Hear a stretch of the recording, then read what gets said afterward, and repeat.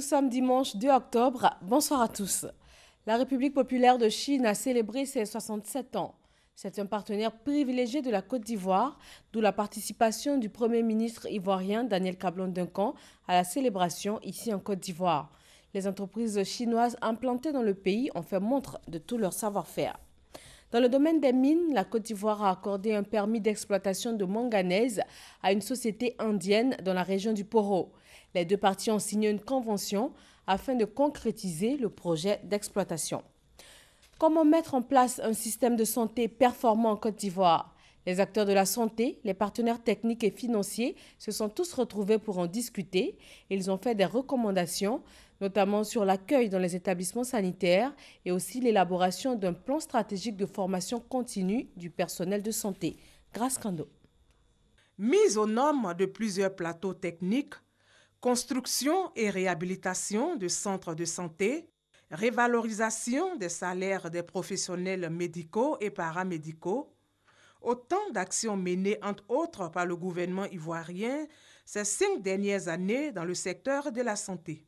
Malgré tous ces efforts, l'on relève des insuffisances, notamment le manque de motivation du personnel de santé et l'accueil dans les établissements sanitaires. Lorsqu'on est malade, on perd ses moyens, on a peur.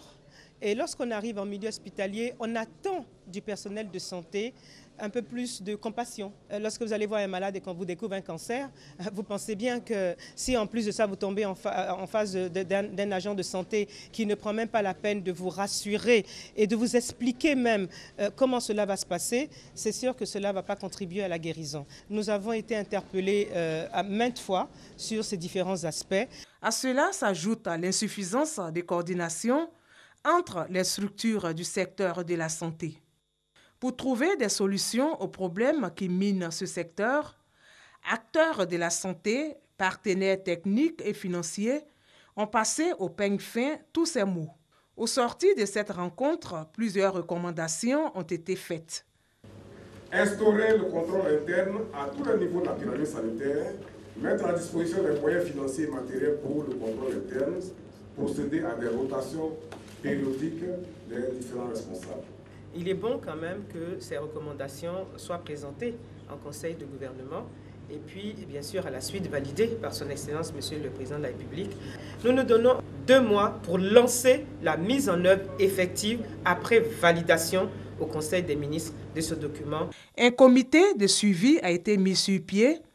Sa mission, veiller à l'application des recommandations pour un système de soins de qualité performant.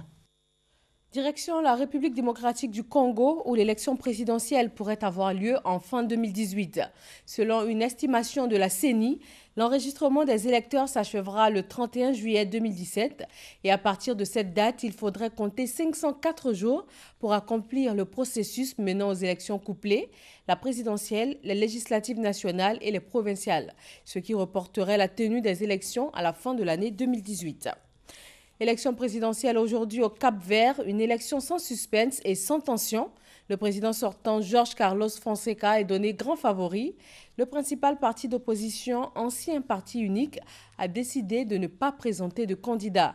L'archipel volcanique est considéré comme un îlot de stabilité dans l'océan Atlantique, mais il traverse des difficultés économiques.